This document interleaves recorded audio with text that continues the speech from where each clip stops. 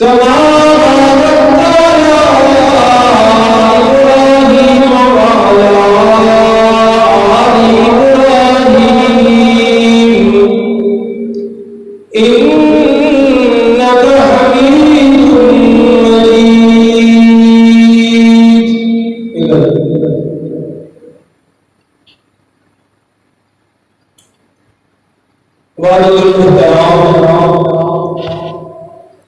حاضرین محترم،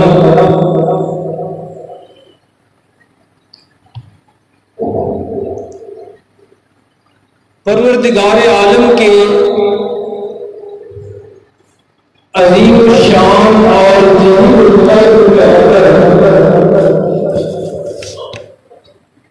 حضرت ابراہیم علیہ السلام والتسلیم ایک ایسی شخصیت ہے کہ نزول قرآن کے وقت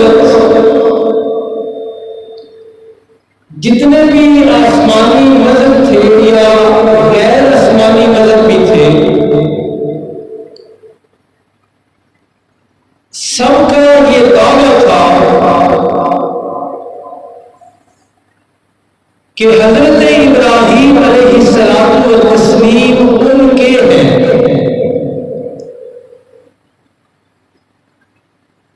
اور یہ بھی دعویٰ تھا کہ ہم اصل میں ابراہیمی ہیں.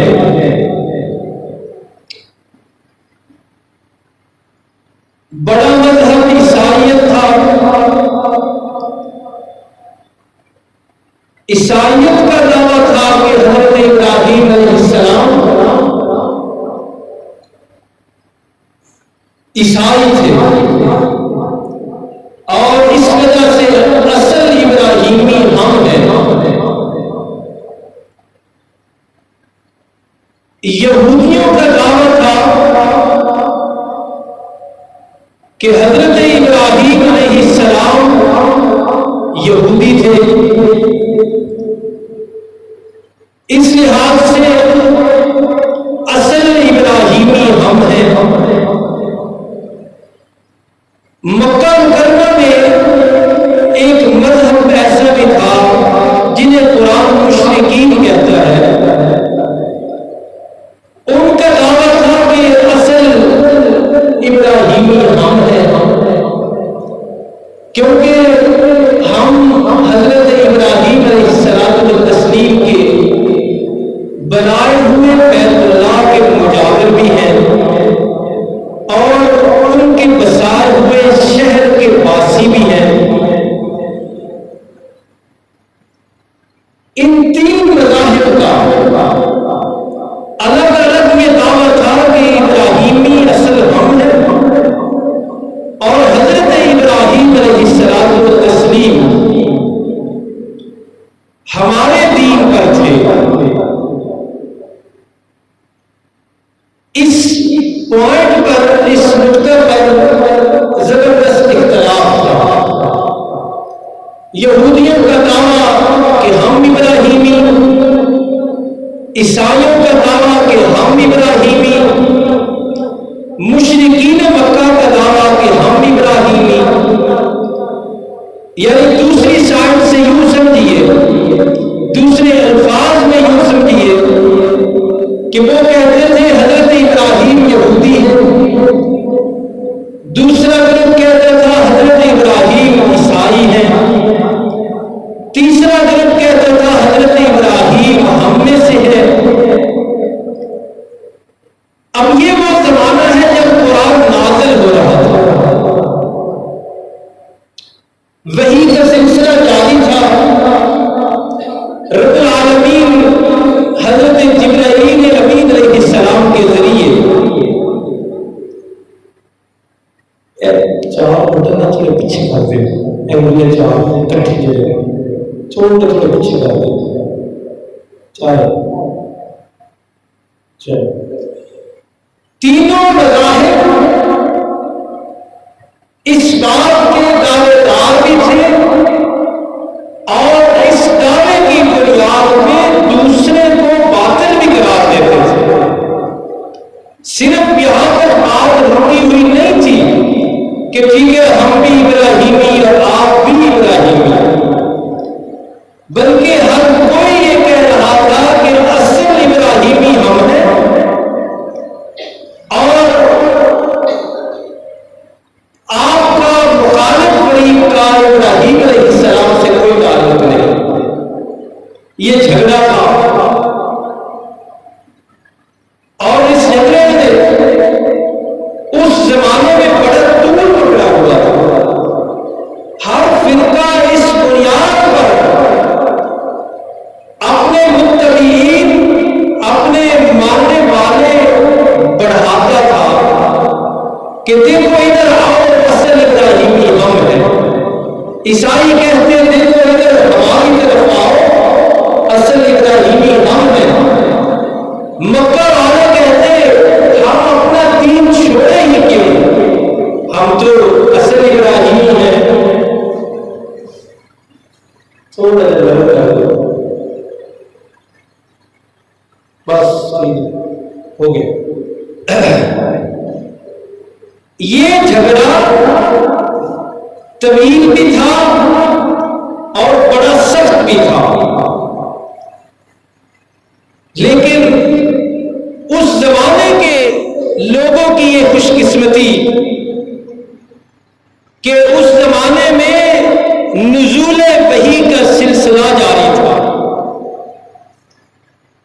رب العالمین اپنے بندوں کو بتا سکتے تھے کہ اصل بات کیا ہے۔ ان تینوں دعوے داروں میں سے اصل دعوے دار کون ہے اور ان میں سے کس کی بات سچی ہے، اس وقت یہ بتایا جا سکتا تھا۔ یہ ساری باتیں آپ ذہن میں رکھیں گے تو اگلی بات بڑی آسان ہو جائے گی۔ چنانچہ اللہ رب العالمین نے فرش پر اس جھگڑے کا حل عرش سے بھیجا۔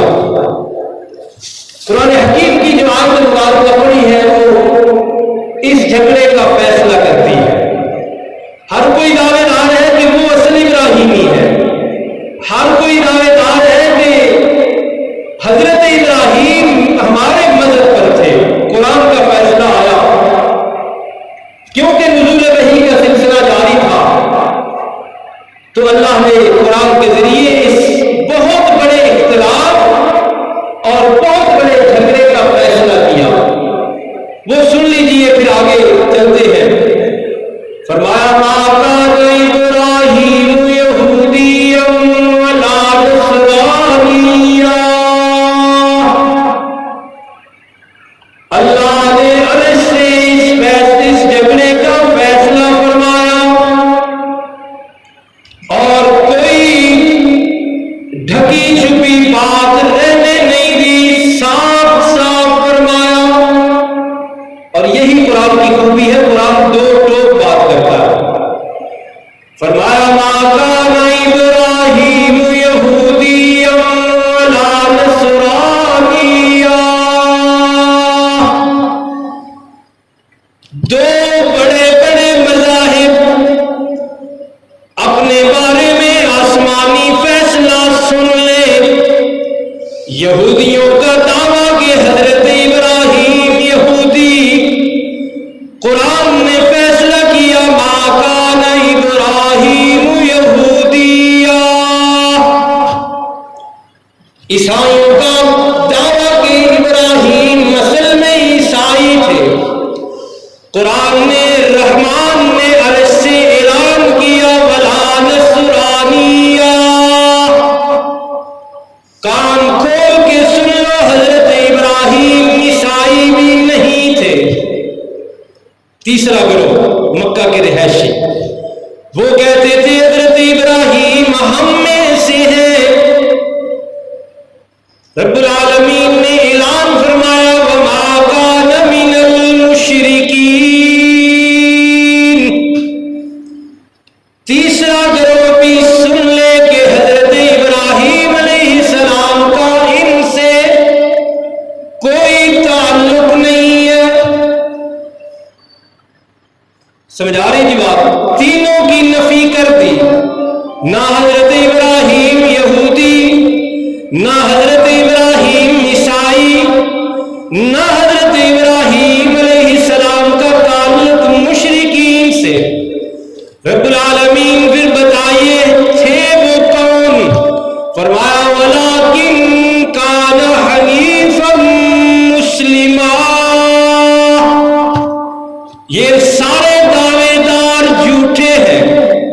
حضرت ابراہیم کو یہودی کہنے والے بھی جھوٹے، حضرت ابراہیم علیہ السلام کو عیسائی کہنے والے بھی جھوٹے، حضرت ابراہیم علیہ السلام کو مشرکین میں سے ماننے والے بھی جھوٹے۔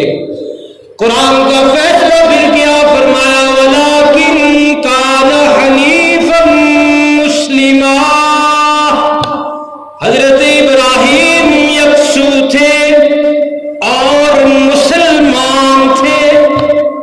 یہ اللہ نے پھر فیصلہ کر دیا، لیکن یہ فیصلہ اس وقت آسمان سے اس لیے نازل ہو گیا کہ نزول وحی کا سلسلہ جاری تھا۔ اگر آپ حضرات یہ باتیں ذہن نشین رکھیں گے تو آج کی اصل گفتگو آپ کو سمجھنے میں اور تسلیم کرنے میں آسانی رہے گی۔ وہ کیا ہے میں عرض یہ کرنا چاہتا ہوں آج کی گفتگو میں، اور یہ موضوع اختیار کرنے کی وجہ یہ ہے کہ مخالف فریق نے ماحول ایسا بنا دیا ہے کہ جس کا جواب دینا بھی ضروری ہے، اور ہمارے جو سادہ لوگ بندے ہیں وہ اس پروپیگنڈے، اس ماحول کا شکار بھی ہو رہے ہیں۔ اور وہ کیا ہے؟ وہ یہ ہے کہ ہمارے ملک کا ایک طبقہ بڑے زور و شور کے ساتھ ہر مجلس میں، ہر جلوس میں، ہر بیان میں یہ پروپیگنڈا کرتا نظر آتا ہے کہ حضرت علی المرتضیٰ رضی اللہ عنہ بھی ان کے ہیں، حضرت فاطمہ الزہراء رضی اللہ عنہا بھی ان کی ہیں، حضرت حسن رضی اللہ عنہ بھی ان کے ہیں، حضرت حسین رضی اللہ عنہ بھی ان کے ہیں۔ بلا شبہ آپ آگے بھی آئیے، وہاں تک کی بات جانی ہے کہ وہ کہتے ہیں امام زین العابدین بھی صرف ان کے ہیں، وہ کہتے ہیں جناب حضرت محمد باقر رحمت اللہ علیہ بھی صرف ان کے ہیں، حضرت محمد جعفر وہ بھی صرف ان کے ہیں۔ یہ ایک پروپیگنڈا ہے، اور اس میں کئی پہلو ہیں۔ ایک سب سے بڑا تو یہ کہ یہ صرف ہمارے ہیں، اور اس کا دوسرا پہلو یہ ہے کہ پھر باقی علماء، باقی مسالک سے نفی کی جاتی ہے کہ جی ان کے نہیں ہیں، یہ صرف ہمارے ہیں، اور پھر ان کو منکر کہا جاتا ہے، ان کو گستاخ کہا جاتا ہے، اور مراد ہم ہی لوگ ہوتے ہیں۔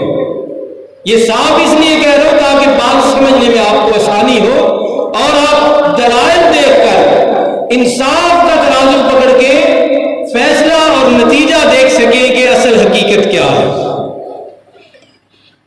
بات سمجھ آ گئی جی کہ یہ 4-5 شخصیات دوسرے فریق کی طرف سے پروپیگنڈا کیا جاتا ہے کہ یہ صرف ان کی ہے، اور ہمارا نام لے کر اشارہ کر کے ہماری طرف متوجہ کروا کے مولوی کے لفظ سے یا کئی اور لفظ بھی انہوں نے بنائے ہوئے ہیں، ان الفاظ کے ذریعے بتایا جاتا ہے کہ یہ منکر ہے، یہ اہل بیت کے گستاخ ہیں، یہ ان کو مانتے نہیں۔ یہ صورتحال ہے، اس پر وہ دلائل بھی دیتے ہیں، اور اس پر پھر نام لے کر ہمیں گالیاں بھی دی جاتی ہیں، فتووں سے بھی نوازا جاتا ہے، اور ہمارے خلاف نفرت بھی پھیلائی جاتی ہے، لوگوں کو مشتعل بھی کیا جاتا ہے کہ یہی وہ ہے۔ کہ آپ سنتے رہتے ہیں، دیکھتے رہتے ہیں کہ یہاں تک کہا جاتا ہے کہ کربلا کے واقعے کے ذمہ دار بھی یہ لوگ ہیں۔ قاتلان حسین میں سے ہمیں نعوذ باللہ معاذ اللہ شمار کیا جاتا ہے۔ تو یہ چونکہ مسئلے کی سنگینی ہے اور آپ حضرات جانتے ہیں اس مسجد میں تشریف لانے والے کہ ہم نے کبھی اس طرح کے اختلافی مضامین چھیڑے نہیں، لیکن پروپوگنڈے کے متاثرین اتنے ہو گئے ہیں کہ ہمارے اپنے سوال کرنے لگ جاتے ہیں کہ جی حقیقت کیا ہے؟ کیا آپ واقعی گستاخ ہیں؟ کیا آپ واقعی منکر ہیں؟ کیا آپ واقعی قاتلان حسین کے لیے نرم گوشہ رکھتے ہیں؟ تو اس لیے دو چار باتیں سنیے۔ سب سے اور دلیل ہے، یہ دلائل ہیں سارے، آپ نے یہ اپنے پاس رکھنے ہیں۔ دیکھیے پہلے نمبر پر بات یاد رکھیے، حضرت علی المرتضیٰ رضی اللہ عنہ، حضرت حسین رضی اللہ عنہ، حضرت حسن رضی اللہ عنہ، ان کے ہی نام لے کر بات آگے چلائیں گے۔ زمانہ خلافت صدیق اکبر کتنا ہے جی؟ تقریباً 2 سال۔ کتنا؟ تقریباً 2 سال ہے۔ یہ پہلی دلیل ہے کہ ہم نے یہ ثابت کرنا ہے کہ دعویٰ تمہارا بھی ہے، دعویٰ ہمارا بھی ہے، لیکن سچا کون ہے؟ خلافت صدیقی کے 2 سال میں تاریخ اٹھائیے، حدیث کی کتابیں اٹھائیے، سیرت کی کتابیں اٹھائیے، اور دیانت اور امانت کا ترازو ہاتھ میں رکھ کے کوئی ذاکر، کوئی عالم، کوئی مورخ، کوئی عالم، کوئی پروفیسر دیانت کا ترازو اس کے ہاتھ میں ہو، بتائے کہ خلافت صدیقی میں حضرت علی المرتضیٰ، حضرت حسن، حضرت حسین رضوان اللہ علیہ مجمعین نمازیں کہاں پڑھتے تھے؟ تو تاریخ کا طالب علم ہو، حدیث کا طالب علم ہو، مورخ ہو، ذاکر ہو، عالم ہو، اگر اس کے پاس دیانت کا ایک ذرہ بھی ہے تو وہ یہ فیصلہ کر کے دینے پہ مجبور ہوگا کہ خلافت صدیقی کے 2 سال یہ تینوں عظیم المرتبت شخصیات نمازیں جناب صدیق اکبر کے پیچھے پڑا کرتے۔ تو جب اب صورتحال ذرا دیکھیے، ایک مشہور شعر کا مصرع ہے، وہ ابھی ہم نے ساتھ ساتھ چلانا ہے تاکہ سادہ سی زبان میں بھی بات سمجھ آئے۔ تمہارا مذہب، تمہارا مسلک خلافت صدیقی کو بھی نہیں مانتا، جناب صدیق اکبر رضی اللہ عنہ کو گالی دینا اپنا مذہبی فریضہ سمجھتا ہے، جیسا کہ سکیکی میں ہوا ہے۔ آپ کو معلوم ہے نا، آپ کے اس شہر میں ایک بدبخت نے یہ کام ابھی کیا ہے، تو اب فیصلہ آپ حضرات نے کرنا ہے کہ حضرت علی المرتضیٰ نمازیں پڑھے صدیق اکبر کے پیچھے، حضرت علی، حضرت حسن و حسین نمازیں پڑھے 2 سال صدیق اکبر رضی اللہ عنہ کے پیچھے۔ تم صدیق اکبر کو گالی دو، تم ان کو مسلمان بھی نہ سمجھو، تم ان کی خلافت کے بھی منکر ہو، اور ہم سیدنا صدیق اکبر رضی اللہ عنہ کو سب سے پہلا مسلمان بھی سمجھتے ہیں، جانشین پیغمبر بھی سمجھتے ہیں، سسرے پیغمبر بھی سمجھتے ہیں، اور ان کے مسلمان ہونے کا اعلان کرتے ہیں۔ اب ترازو دیانت والا پکڑ کے بتائیے، حضرت علی المرتضیٰ رضی اللہ عنہ، حضرت حسن و حسین رضی اللہ عنہما تمہارے ہیں یا ہمارے ہیں؟ اسی لیے کسی نے یہ کہا ہے نا، تو وہ ساتھ ساتھ پڑھتے رہیے کہ حسین تیرا ہے یا کہ میرا۔ یہ فیصلہ کر ترازو رکھ کے کہ جو 3 شخصیات جن کے بارے میں پروپوگنڈا ذاکر اپنی اپنی مجلسوں میں کرتے ہیں کہ وہ جو صرف ہمارے ہیں، ہم کہتے ہیں وہ صرف ہمارے ہیں، خلافت صدیقی اور آپ کے پیچھے کھڑے ہونے والے یہ تینوں شخصیات اس بات کا ثبوت ہے کہ اصل حسینی ہم ہیں۔ حضرت علی رضی اللہ عنہ کو ماننے والے اصل ہم ہیں، حضرت حسن رضی اللہ عنہ کو ماننے والے ہم ہیں۔ پھر آئیے فاروق اعظم رضی اللہ عنہ کی خلافت کا زمانہ، آپ کو یاد ہوگا کہ وہ 10 سال تخت خلافت پر متمکن رہے۔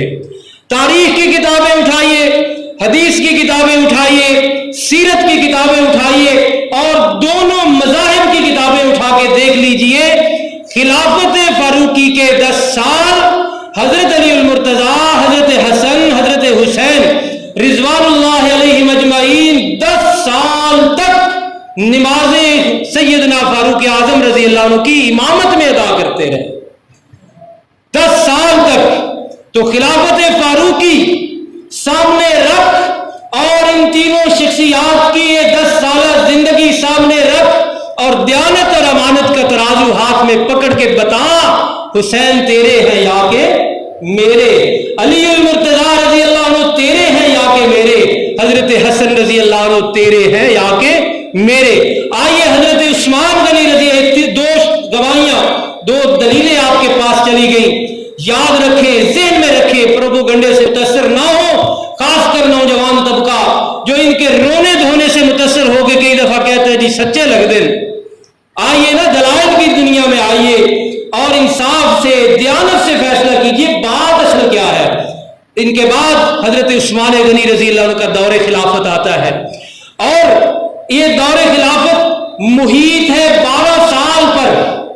12 سال حضرت عثمان غنی رضی اللہ عنہ تخت خلافت پر متمکن رہے، اور خلیفہ ہونے کی وجہ سے مسجد نبوی کی نمازیں آپ ہی پڑھایا کرتے تھے۔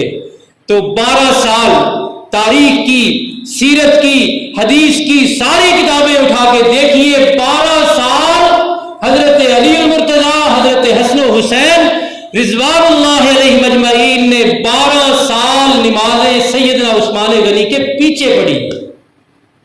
آئی بھی سمجھ؟ اور ابھی جو دوسری بات ہے نا اسی ان تینوں خلفاء کے حوالے سے، وہ میں نے عرض نہیں کی، وہ بھی سنیے۔ تاریخ کی، سیرت کی، حدیث کی کتابیں اٹھائیے، خلافت ابو بکر رضی اللہ عنہ کی تائید کرنے والوں میں سب سے پہلا نمبر حضرت علی المرتضیٰ کا ہے۔ خلافت فاروقی کی تائید اور بیعت کرنے والوں میں نمایاں نام حضرت علی المرتضیٰ رضی اللہ عنہ کا ہے۔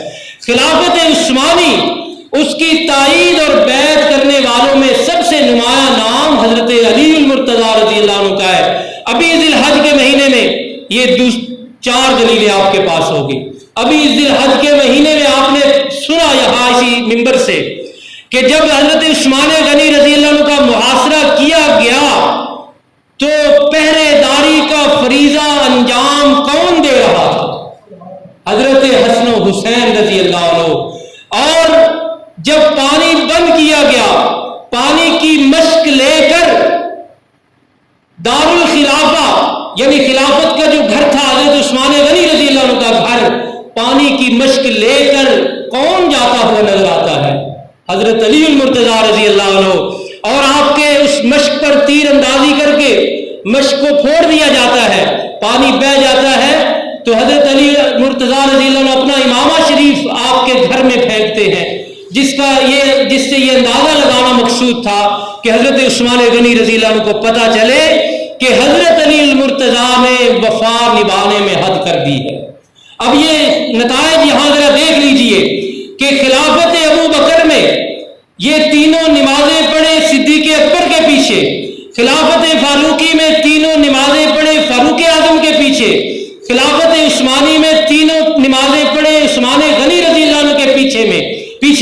اب ذرا دیکھیے دوسرا پہلو، تمہارا مسلک، تمہارے ذاکر، تمہارے مجتہد سارے مولوی صدیق اکبر کو گالی دینا، فاروق اعظم پر کفر کے فتوے لگانا، عثمان غنی رضی اللہ عنہ پر کفر کے فتوے لگانا مذہبی فریضہ سمجھتے ہیں، تو پھر دیانت اور امانت کا ترازو ہاتھ میں لے کے بتائیے کہ ہم تو تینوں کو مانتے ہیں اور ان تینوں کے پیچھے دیکھتے ہیں کہ کھڑے ہیں فاروق حضرت علی المرتضیٰ، حضرت حسن، حضرت حسین، تو پھر انصاف سے بتائیے حسین تیرا ہے یا کہ میرا؟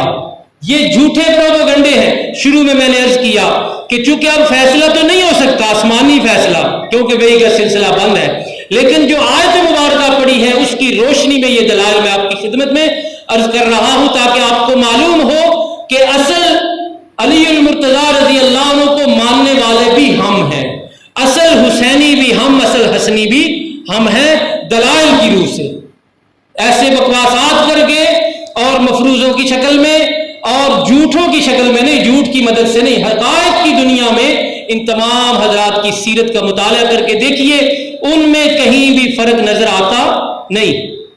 حضرت حسن رضی اللہ عنہ کی خلافت کا زمانہ ہے، یہ تاریخ سے دلچسپی رکھنے والے دوست بیٹھے ہیں، آپ کو معلوم ہے کہ جب تھوڑی سی کھینچا تانی ہوئی تو حضرت حسن رضی اللہ عنہ نے کیا رد عمل کیا؟ آپ کا عمل کیا تھا؟ آپ کا عمل یہ تھا کہ آپ نے حضرت معاویہ رضی اللہ عنہ کے ہاتھ میں کیا کی تھی؟ صلح کر لی تھی اور بیعت کر لی تھی، اور حضرت حسین رضی اللہ عنہ نے بھی بیعت کر لی تھی۔ اب یہ ذرا اسی مقام پہ ٹھہر کے ذرا سنیے کہ حضرت معاویہ رضی اللہ عنہ وہ مظلوم صحابی ہیں جن کو انہوں نے تو بکنا ہوتا ہی ہے، بعض اہل سنت بھی ان کو بھونکتے ہیں، بعض اہل سنت بھی ان کو بکواس کرتے ہیں، ان کی ذات میں کیڑے نکالتے ہیں۔ وہ عظیم شخصیت ایسی ہے کہ اہل سنت والجماعت، ہم علماء دیوبند اور علماء اشاعت کے خوشہ چین اور خادم لوگ ہی کہتے ہیں کہ شان معاویہ بھی دفاع کے قابل ہے، اور وہ بھی ان کا بھی دفاع اسی طرح کرنا ہے جس طرح باقی سارے صحابہ کا دفاع کرنا ہے۔ تو ذرا سوچ، امانت اور دیانت کا ترازو ہاتھ میں پکڑ کے کہ حضرت حسن کس کے ہاتھ پہ بیعت کر رہے ہیں، حضرت حسین کس کے ہاتھ پہ بیعت کر رہے ہیں، تو حضرت معاویہ رضی اللہ عنہ کے بارے میں تیری سوچ کیا ہے اور ہماری سوچ کیا ہے؟ تو اس لحاظ سے بھی ہم یہ کہنے کے حقدار ہیں، اصل حقدار، کہ ذرا اس واقعہ سے بھی اندازہ لگا کے دیکھ کہ حسین تیرا ہے یا کہ میرا، حضرت حسن بھی ہمارے، حضرت حسین بھی ہمارے۔ آپ تینوں شخصیات کے اس عمل پر صرف اہل سنت والجماعت، علماء دیوبند، علماء اشاعت کاربند ہیں، اور کوئی بھی نہیں۔ اور جن کا خاص طور پہ جن کو میں نے مخاطب کیا ہوا ہے وہ تو ان ساری شخصیات کو کافر اور گالیاں دیتے ہیں۔ اس لیے یہ انصاف کی بات یہ ہے کہ اصل حسینی ہم، اصل حسنی ہم، حضرت علی المرتضیٰ رضی اللہ عنہ کے اصل ماننے والے ہم۔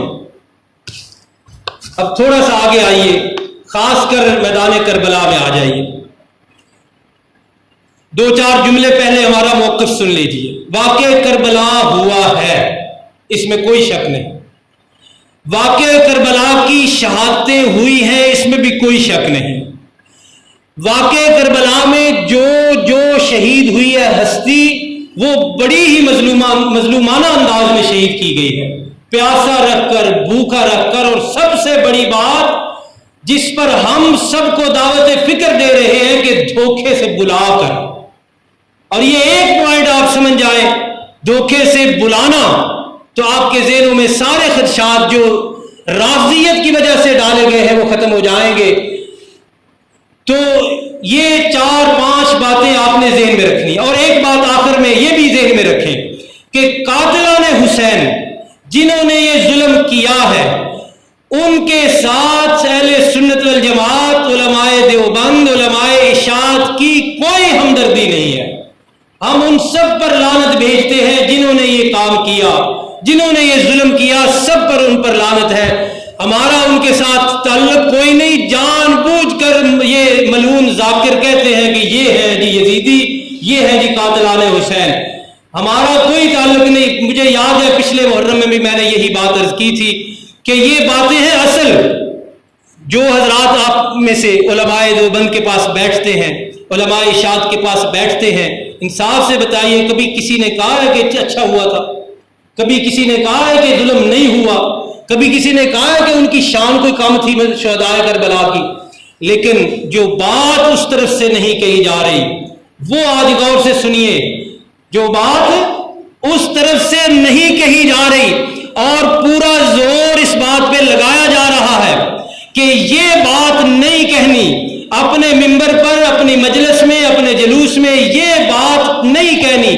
پوری دنیا رافضیت کے سارے ذاکر زہر کا ڈرم پی سکتے ہیں لیکن یہ بات اپنی زبان پہ نہیں لائیں گے۔ وہ علماء دیوبند، علماء اشاعت سوالیہ انداز میں لا رہے ہیں کہ ہمیں بتایا جائے حضرت حسین رضی اللہ عنہ کے میدان کربلا میں سب سے پہلے شہید ہونے والے صاحبزادے کا نام کیا ہے، اور ہم عرض کرتے ہیں کہ ان کا نام ابو بکر تھا۔ آپ نہیں سنیں گے، پوری دنیا رافضیت سے یہ بات نہیں سنیں گے۔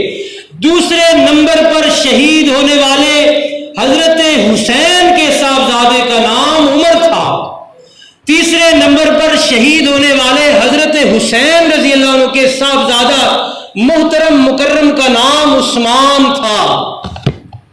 ڈرم پی سکتا ہے، یہ نام وہ اپنے سٹیج پہ لے سکتا نہیں۔ اسی طرح آئیے اسی مقام پہ حضرت حسن کے صاحبزادے بھی شہید ہوئے ہیں۔ حضرت حسن رضی اللہ عنہ کے صاحبزادے بھی شہید ہوئے ہیں۔ سب سے پہلے حضرت حسن کے شہید ہونے والے بیٹے کا نام ابو بکر ہے۔ حوالے کی ذمہ داری ہے، کتاب کی ذمہ داری ہے، اور اس بات کی بھی ذمہ داری ہے کہ رافضی ہوتے ہوئے یہ نام کبھی بھی زبان پر نہیں لائے گا۔ دوسرے نمبر پر واقع کربلا میں، میدان کربلا میں مظلومانہ انداز میں حضرت حسن کے شہید ہونے والے بیٹے کا نام عمر تھا۔ اور تیسرے نمبر پر مظلومانہ انداز میں، پیاس کی حالت میں، بھوک کی حالت میں دھوکہ دے کر حضرت حسن رضی اللہ عنہ کے جس فرزند ارجمند کو شہید کیا گیا ان کا نام عثمان تھا۔ اب آپ فیصلہ کریں گے کہ نہیں؟ آپ نتیجے پہ پہنچیں گے کہ نہیں؟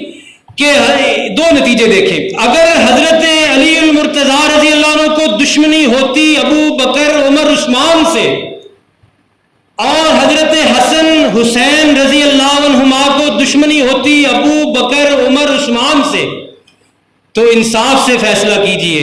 یہ چھوٹی چھوٹی ہماری لڑائیاں ہوتی ہیں شریکہ پن میں، ہم چاچے کے بیٹے کا نام نہیں اپنی اولاد پہ رکھتے، کیوں جی انہیں سانو مارے ہے، ساڈے نال لڑے نے، ساڈی انہوں دی دشمنی، ایسا کیوں وہ نام رکھی اپنے پتراں دا؟ انصاف ہے کہ نہیں؟ تو ان تینوں شخصیات کی اگر ان تین عظیم شخصیات کے ساتھ دشمنی ہوتی تو یہ کبھی بھی اپنی اولاد کے نام ان کے ناموں پہ رکھتے نہ۔ اور یہ نام رکھنا اس بات کا ثبوت ہے کہ یہ تینوں شخصیات حضرت علی المرتضیٰ، حضرت حسن، حضرت حسین، ان تین عظیم شخصیات سے پیار کرتے تھے، محبت کرتے تھے، ان کو رول ماڈل سمجھتے تھے، اور ان کا نام زندہ رکھنے کی ان کی ایک کوشش تھی، رضوان اللہ علیہم اجمعین۔ اب تاریخ کی ساری کتابیں ڈھونڈیے، سیرت کی ساری کتابیں لے آئیے، اور حدیث کی ساری کتابیں لے آئیے، لیکن ہاتھ میں رکھیے دامن، ترازو رکھیے دیانت کا اور امانت کا، پھر فیصلہ کیجئے کہ حسین تیرا ہے یا کہ میرا۔ وقت کم ہے، ذرا آگے، چونکہ میں نے بتایا تھا کہ حضرت محمد باقر ان تک بات ہم نے لے جانی ہے، اور اسی طرح حضرت محمد جعفر رحمت اللہ علیہ تک بات آپ کو سمجھانی ہے، اور آپ کو ایک سوال پہ چھوڑنا ہے کہ اب آپ کی مرضی ہے، آپ نے کدھر جانا ہے۔ حضرت جعفر جو ہے نا، حضرت جعفر، امام جعفر ہم نہیں کہتے، یہ بھی یاد رکھیے، پروپوگنڈے کا سے متاثر نہ ہو جایا کیجیے۔ امامت کا عقیدہ ہمارے اندر نہیں ہے، ہمارے اندر نبوت ہے اور اس کے بعد خلافت ہے۔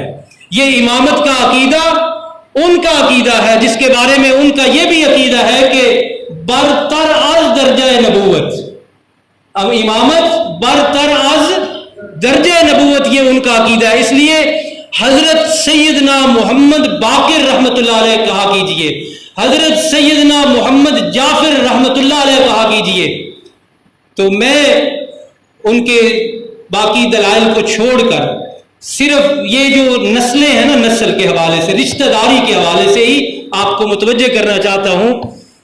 حضرت جعفر، حضرت سیدنا جعفر رحمت اللہ علیہ یہ بیٹے ہیں، اور حضرت سیدنا محمد باقر والد ہیں، اور حضرت سیدنا محمد باقر کے والد کا نام آتا ہے کسی کو؟ تھوڑی آپ کی بھی ذہنی خارش ہو جائے، کیوں جی کسی کو آتا ہے؟ حضرت امام زین العابدین، جو مشہور ہے کہ واحد زندہ بچ جانے والی شخصیت ہے، اور میں درس میں 2-3 دن ہو گئے کہہ رہا ہوں، 2 باتیں آپ ان کے حوالے سے بھی ذہن میں رکھیے۔ واقع کربلا کے بعد امام زین العابدین ان کا یہ لقب ہے، سجاد بھی ان کا ایک لقب ہے، اصل نام ان کا علی ابن حسین ہے۔ اصل نام کیا ہے؟ علی ابن حسین۔ امام زین العابدین رحمت اللہ علیہ واقع کربلا کے بعد 40 سال زندہ رہے ہیں۔ آج جو تیرے میرے ملک میں یکم سے لے کے 10 محرم تک شور و غل ہوتا ہے، مذہب کے نام پر ایک تفریح مچائی جاتی ہے، ڈائریکٹ جو واقع کربلا کے متاثر ہیں نا حضرت زین العابدین، انہوں نے یکم محرم سے لے کے 10 محرم تک ہونے والا کوئی کام بھی 40 سال میں ایک مرتبہ بھی نہیں کیا۔ ایک بات آپ نے ذہن میں رکھنی ہے، اور آپ کے حوالے سے ہی یہ بات بھی ذہن میں رکھیے کہ 40 سال آپ کے گزرے کہاں ہیں؟ اگر ان کو مدینہ والوں سے ہوتی دشمنی، مدینہ والوں سے شکوہ ہوتا، مدینہ والوں سے وہ ناراض ہوتے، تو تاریخ اور سیرت کی کتاب یہ نہ لکھتی کہ امام زین العابدین رحمۃ اللہ علیہ کے 40 سال مدینہ میں گزرے ہیں، اور آپ کا مزار اقدس مدفن وہ بھی مدینہ منورہ میں ہے۔ یہ دو باتیں بھی آپ ذہن میں رکھیں گے تو آپ کو معلوم ہوگا کہ ہم یہ کہنے میں حق بجانب ہے کہ حسین تیرے ہیں یا کہ میرے۔ اب ذرا حضرت جعفر، سیدنا جعفر رحمۃ اللہ علیہ کی بات میں آپ سے کرنا لگا تھا۔ ان کا یہ قول، ان کی یہ بات تاریخ کی کتابوں میں لکھی ہوئی ہے۔ آپ نے فرمایا والدنی ابو بکر مرتین، اس کا ترجمہ کیا ہے؟ والدنی ابو بکر مرتین، سیدھا ترجمہ، لفظی ترجمہ یہ ہے کہ ابو بکر نے مجھے 2 دفعہ جنا۔ یہ گرامر کے لحاظ سے با محاورہ ترجمہ یہ ہے کہ آپ کا یہ اعتراف ہے کہ فرمایا کرتے تھے لوگوں ابو بکر سے تو میری دوہری رشتہ داری ہے۔ اور وہ سنیے وہ کیسے۔ آپ کی والدہ کا نام فروا ہے، اور وہ کس کی بیگم بنی؟ حضرت سیدنا باقر رحمت اللہ علیہ کی۔ تو اب وہاں سے بات شروع کیجئے۔ حضرت سیدنا محمد باقر رحمت اللہ علیہ کی جو بیگم ہے ان کا نام کیا ہے؟ فروا۔ کیا نام ہے؟ وہ سیدنا صدیق اکبر رضی اللہ عنہ کی کیا لگتی ہے؟ اور کیوں آپ کے بیٹے جعفر کہہ رہے ہیں کہ مجھے 2 دفعہ جنا؟ کیوں کہہ رہے ہیں سمجھیے۔ حضرت فروا حضرت سیدنا صدیق اکبر رضی اللہ عنہ کی نواسی کی بیٹی ہے۔ سمجھ آ گئی جی؟ حضرت سیدنا صدیق اکبر رضی اللہ عنہ کی نواسی کی بیٹی کس کی بیگم ہے؟ حضرت محمد باقر رحمت اللہ علیہ کی۔ یہ موضوع ہم نے کبھی نہیں اختیار کیا تھا، آج ذرا تفصیل سے، اس لیے تاکہ آپ نوجوان طبقہ بتایا جاتا ہے کہ جی بڑا متاثر ہے، بڑا متاثر ہے، اس میں سے ایک دلیل کا جواب لائیے کہیں سے۔ اچھا، اور دوسرا رشتہ، مشہور شخصیت ہے سیدنا صدیق اکبر رضی اللہ عنہ کے پوتے حضرت محمد، بیٹے ہیں ان کے محمد بن ابی بکر، تو جی نہیں وہ اور تو حضرت فروا جو حضرت سیدنا باقر رحمت اللہ علیہ کے گھر میں ہے نا، وہ دوسری سائیڈ سے آپ کے یعنی حضرت صدیق اکبر رضی اللہ عنہ کے پوتے کے بیٹے بھی ہیں، جس کو دونوں رشتوں کو اردو میں کس طرح بھی کہتے ہیں، پڑ نواسی اور پڑ پوتا۔ سمجھ آ گئی؟ اس لیے میں نے ذرا انداز اور اختیار کیا کہ نواسی کی بیٹی تھی اور اوپر سے آپ کے پوتے کی بیٹی تھی، جن کی اولاد تھے سیدنا محمد جعفر رحمت اللہ علیہ۔ اس لیے آپ فخریہ طور پہ اور اپنے آپ کو خوش کر کے اور بڑے اچھے انداز میں فرمایا کرتے تھے لوگوں والدنی ابو بکر مرتین، کہ ابو بکر سے تو میری دوہری رشتہ داری ہے۔ اب آپ کے لیے سوال یہ ہے آخر میں کہ سیدنا جعفر رحمت اللہ علیہ تک آپ سیدنا صدیق اکبر آپ کو نظر آ رہے ہیں کہ نہیں آ رہے؟ سیدنا باقر رحمت اللہ علیہ تک سیدنا صدیق اکبر رضی اللہ عنہ کے اثرات آپ کو نظر آ رہے ہیں کہ نہیں آ رہے؟ تو یہ سارا طبقہ تو ان شخصیات کو گالیاں دیتا ہے، یہ سارا طبقہ تو ان شخصیات پر کفر کے فتوے لگاتا ہے۔ ابو بکر کو ماننے والا کون ہے؟ ہم ہیں۔ فاروق اعظم کو ماننے والا کون ہے؟ ہم ہیں۔ اور حضرت عثمان غنی رضی اللہ عنہ کو ماننے والے کون ہیں؟ اور یہ ساری شخصیات جن کا میں نے تذکرہ کیا، ان کے بارے میں جھگڑا ہے۔ وہ کہتے ہیں ہمارے ہیں، اور ہمارا حق کا سچا دعویٰ دلائل سے مبرہن اور مزین دعویٰ ہے کہ اصل حسینی، اصل حسنی ہم ہیں، اور حضرت علی المرتضیٰ رضی اللہ عنہ کے خادم بھی ہم ہیں، آپ تینوں شخصیات کی زندگی، آپ کی سیرت، آپ کا رہن سہن، آپ کا طرز عمل، یہ سارا بتا رہا ہے کہ ان کا اور ان کا کوئی اختلاف نہیں تھا، جیسے ہم ان کو مانتے ہیں اسی طرح ہم ان کے رتبے کے بھی قائل اور ان کے بھی خادم ہیں اور ان کو بھی مانتے ہیں۔ اس لیے ہمارا دعویٰ یہ ہے اور سوالیہ انداز میں ہم یہ پوچھنے میں حق بجانب ہے کہ بتا تو صحیح حسین تیرا ہے یا کہ میرا؟ سوالیہ جو میں نے کہا تھا، حضرت جعفر اور حضرت باقر رحمت اللہ علیہ ماں کی اولاد کے نام تلاش کرنا آپ مداری، اور جب آپ پہنچیں گے تو آپ دیکھیں گے کہ وہاں بھی کن کی، یہ ان کے امام ہیں، یہ ان کو امام مانتے ہیں، لیکن دجالیت اتنی ہے، تلبیس اتنی ہے، دغا بازی اتنی ہے، جھوٹ اتنا ہے، فراڈ اور فریب اتنا ہے کہ اپنے اماموں کے نام، بیٹوں کے نام بھی لینے کے لیے تیار نہیں، جبکہ ہم تو فخریہ انداز میں کہتے ہیں کہ یہ ساری شخصیات ہماری ہیں اور ہم ان کو مانتے ہیں۔ آخری جو پروپیگنڈا میں نے پہلے بھی جواب دے دیا، دوبارہ سن لیں، قاتلان حسین سے ہمارا کوئی لین دین نہیں، اللہ کی ان پر لعنت ہو، جس نے بھی بلایا دھوکے سے اس پر بھی، جس نے یہ سارا سیٹ اپ بنایا اس پہ بھی، جو خوش ہوا اس پہ بھی، اور آج بھی جو اس پر راضی ہے اس پہ بھی اللہ کی کروڑوں لعنتیں ہوں۔ ہمارا اس کے ساتھ کوئی تعلق نہیں، ہم اہل سنت والجماعت ہیں، صحابہ کرام کا بھی احترام ہے، اولیاء کرام کا بھی احترام ہے، اہل بیت کا بھی احترام ہے، سارے یہ ہمارے ایمان کا حصہ ہے۔ اللہ ایمان کی سلامتی نصیب فرمائے، وما علینا الا البلاغ۔